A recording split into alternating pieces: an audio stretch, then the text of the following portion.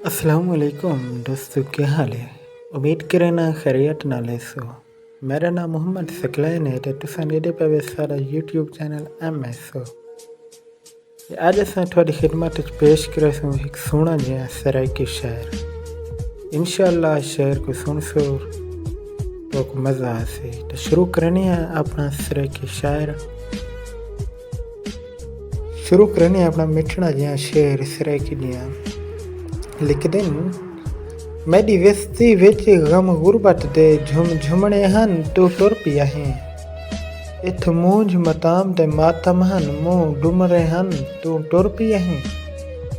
गम झागने हन दुख जागने हन सुख सुमने हन तू टुर पिया है।